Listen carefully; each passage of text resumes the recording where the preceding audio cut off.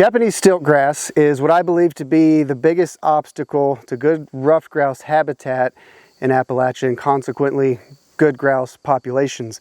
Japanese stiltgrass is a plague in much of our eastern forests, and it thrives on disturbance. It disrupts native ecosystems, and I think it's especially disruptive and problematic to ruffed grouse from the time they come out the egg, and then when we're trying to create ruffed grouse habitat, it can be a major PITA. But the first step in addressing a problem is admitting that we have one. When it comes to Japanese stiltgrass, the first step in addressing the problem is learning how to identify Japanese stiltgrass. And it's very easy to identify. It is an annual grass, which is why I was able to pull it up so easily. It has a very shallow root system, and the giveaway is this silver stripe that goes right down the blade of the grass. Silver stripe right down the middle, Japanese stiltgrass. It's wavy, it's easy to pull up because it is an annual grass. It forms this thick, this time of year obviously, green carpet of death, for lack of better words, for ruffed grouse in grouse habitats. So why is it such a big problem? Number one, I think the biggest problem that it poses for the species is consequently what determines population and species success is the recruitment of baby animals into the population. It is a death trap for even adult grouse, which right now is the middle of August. It's the end of the growing season. This is a relatively conservative patch. It's up to my knee, but you got to think about an adult grouse even this time of year would get swallowed up in this, wouldn't be able to navigate the space. There's no food in there. If it did get trapped in there, it'd be easy pickings for a predator. But thinking about hens and chicks and good brooding habitat, this displaces good brooding habitat because it forms this thick mat of green, impenetrable vegetation that when chicks come out of the egg, they are about the size of my thumb. And again, this is a poor representation of stiltgrass in May, but maybe this right here, you got to keep in mind when chicks come out of the egg, they're so small, this carpet of grass, not even just a grouse chick, a turkey poult cannot navigate through there. They will get tripped up, they'll get picked off by predators.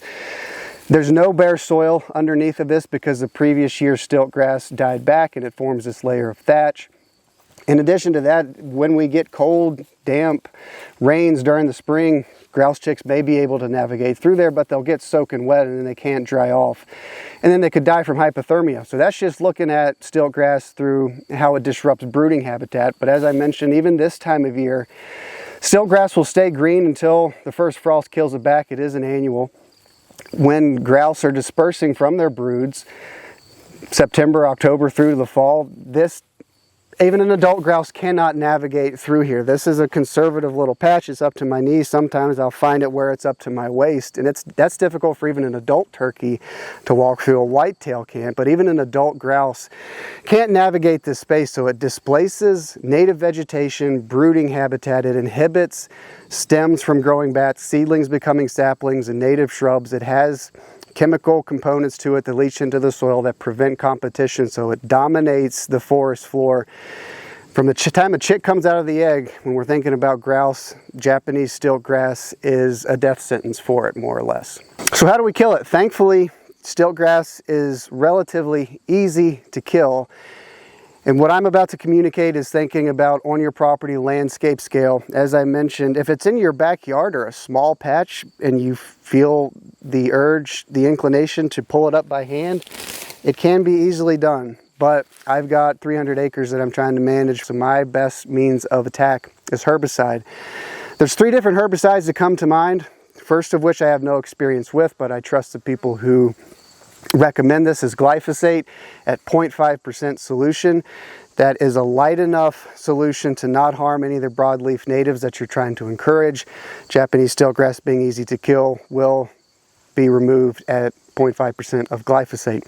I've never used that. I use clethodim at 1%. Clethodim is a grass-specific herbicide, which allows me to go through situations like this little patch right here and not spray it irresponsibly, but spray it indiscriminately, because this patch right here, the only grass species present is Japanese stiltgrass. However, if we look closely, there's snakeroot in here, there's wingstem, there's ragweed, there's native broadleaf beneficial weeds in here that I want to encourage that will be unaffected by clethodim because it is grass specific. The problem with clethodim and the problem with Japanese stiltgrass, it's a bigger problem for stiltgrass than it is with clethodim. Japanese stiltgrass, the seeds persist in the soil for 3 to 5 years, sometimes longer. It is an annual. So this is this year's growth from seeds from last year and years prior. This individual plant will die back this year because it is an annual, but the seeds persist in the seed bank years into the future. So if I spray this area with clethodim or glyphosate, I'm killing this year's stand of stiltgrass, but it will regenerate out of the seed bank and new seedlings will emerge next year. That's not to say that this year's herbicide application that you applied did not work. It did. You're just going to have to come back and follow up with multiple applications many years into the future. I've used clethodim with good success. Last year and a half, I've switched to Imazapic. The herbicide, the active ingredient is Imazapic. Generic names are Plateau or Propose. I use that at 0.5%, which is a very, very light solution. I use a 4-gallon backpack sprayer, and in a 4-gallon backpack sprayer, that's basically 2.5 ounces of herbicide in my sprayer.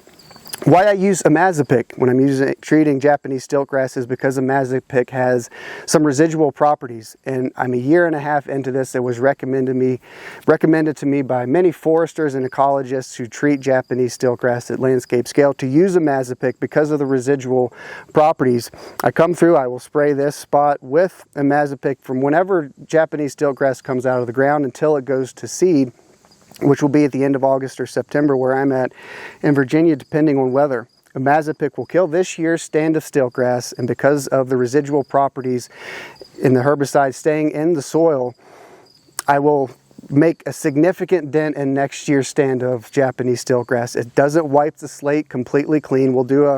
I'll show you some before and after of what I sprayed last year with Imazapic on stiltgrass and the response I've gotten this year. It's not a magic bullet.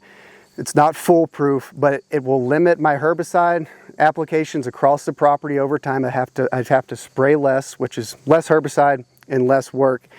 Something to keep in mind about Imazapic, it is not grass specific. Many broadleaf natives are tolerant or resistant, but not all.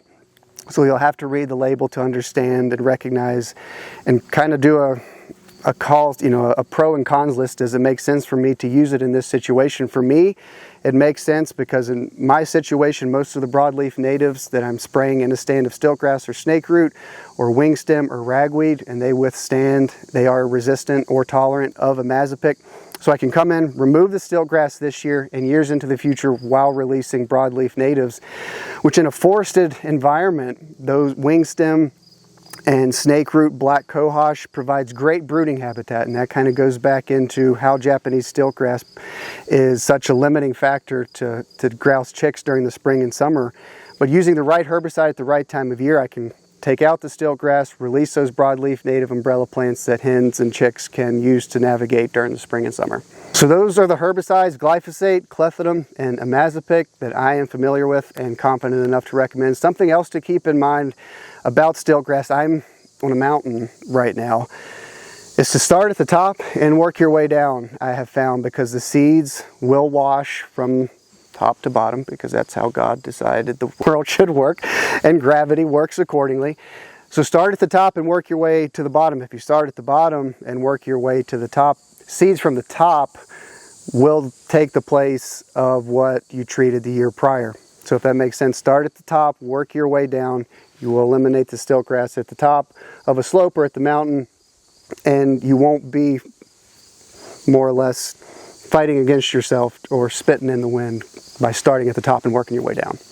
All right, here's a good show and tell example that I wanted to show to highlight the effectiveness using Imazapic on stiltgrass. I'm in a login road right now that I sprayed last summer with a sprayer out the back of the UTV, and we'll kind of look at where I'm at right now in the middle of the road that received a herbicide application, and then we'll look to where the herbicide, the spray didn't reach out the side of the boom. And right here where I'm standing, as I mentioned earlier, stiltgrass is still present. Like I said, it's not a magic bullet. There's going to be some still scattered about, but it's very, very light. But what's more encouraging than that, this little patch right here, Ruffed grouse can do okay with just this little bit of stiltgrass. We're never going to completely eradicate it. That's something to be mindful of. But it's the native plant response that took the place of the stiltgrass thanks to Imazapic and its residual properties. This is common ragwort, which is poorly named ragwort because it's a really pretty flower. It flowers very early spring, really beautiful yellow flower. It's kind of a common denominator where ragwort and grouse are present. You see grouse around common ragwort. There is ragweed right here in front of me. This is another native herb, Pennsylvania something I'm unsure of. There's hog peanut over there. There's a lot of creeping cinquefoil that's kind of taken the place of the stiltgrass. Cinquefoil is a favorite grouse food. This is wingstem. There's some clover in the road that was released, that was planted as part of the logging operation. So all that to say, we took care of the stiltgrass and we released all these beneficial native broadleaf weeds that provide utility for grouse. If this were untreated, it would be a sea of stiltgrass, and we're thinking about brooding habitat, especially. You often see grouse, adult grouse and chicks especially, in logging roads during the summer. This road would be impenetrable, unable for the birds to navigate if it were all stiltgrass. But because we were able to remove the stiltgrass with just one herbicide application using the right herbicide, we remove the stiltgrass and then make available resources for beneficial native broadleaf plants that grouse actually need this time of year. So this is a good example to see visually how the plant community responds to Imazapic with the elimination of stiltgrass, and then how native plant community responds taking its place. That's just right here. Over my shoulder, you can kind of see, we'll do a little walk and talk where the herbicide didn't get to. And again, you see all the native broadleaf plants. The snake root, the wingstem, a lot of the ragwort is really cool to see. You can see the clover, the cinquefoil on the forest floor, but then you get over here where the herbicide didn't get to, and then it is a sea of stiltgrass. Yet again, there's no broadleaf natives underneath all this, and this right here would be representative of what this road would look like if I hadn't applied herbicide last summer. And that's just using this road as an example. Throughout my property, I spray stiltgrass as often as I can throughout the summer. And this is a good show and tell to see what the habitat could look like if we use the right herbicide at the right time and the native plant responds to it, versus what my forest floor would look like if I didn't treat Japanese stiltgrass correctly. So don't mean to be dramatic, but stiltgrass is a significant problem to the health of forest ecosystems. And then looking at those forest ecosystems through grouse goggles, they pose a pretty significant threat to grouse habitat and individuals within that habitat. And it might seem like an insignificant problem, or that it's it's too much work, or work that's not worth doing. And you see a little patch of stiltgrass that may be 1/10 of an acre, and you think to yourself, well, that's only 1/10 of an acre. How much of a problem can that actually be? And that individual patch may not be that significant of a problem, but when you add it up landscape scale, 10/10 of an acre quickly becomes an acre. And then you had an half acre here, 3/4 of an acre there. Throughout the course of your property, you lose productive acreage, usable acreage, to a species like ruffed grouse that if you have 100 acres and you add up the stiltgrass across your property, that 100 acres of usable grouse habitat could get shrunk down into maybe half. And whatever that number is, we need to provide as much usable habitat as we can for ruffed grouse. And that's what I remind myself of as I'm going through the woods on a hot summer day with a backpack sprayer spraying, that it is a lot of work, but it is work worth doing. And to me, it's just kind of a principle to do the work, because it does make a difference. It's not glamorous or sexy work. It's not as fun or as sexy as running the chainsaw or a drip torch or planting a food plot, but you could make the argument that it makes just as, if not a bigger difference to the health of a forest, removing such a problematic invasive species like stiltgrass. So it's a lot of work.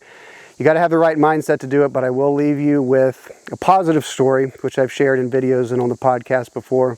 I have hiked up and down this mountain, up, down, left, right, and sideways the last 3 summers, especially really getting after the stiltgrass. Last spring, last May, checked out a little patch that I had sprayed the 2 years before, just to kind of do an evaluation to see how much stiltgrass was present. This was at the end of May. Very light on the stiltgrass. I got off the side-by-side, walked up to it to do a little evaluation. Right to left, running in front of me was a hen. I look behind, start hearing peeps and tweets and high-pitched squeals. A hen was taking her brood of chicks, and it was 8 to 10 right through a patch of good brooding habitat, wing stem and snake root black cohosh, right through a specific patch of stiltgrass that I had worked hard to remove the years prior. So that's not an expectation. That very well could have been coincidental, but that hen and those chicks would not have been there in a sea of stiltgrass. They were there because I took the time and the effort to remove it.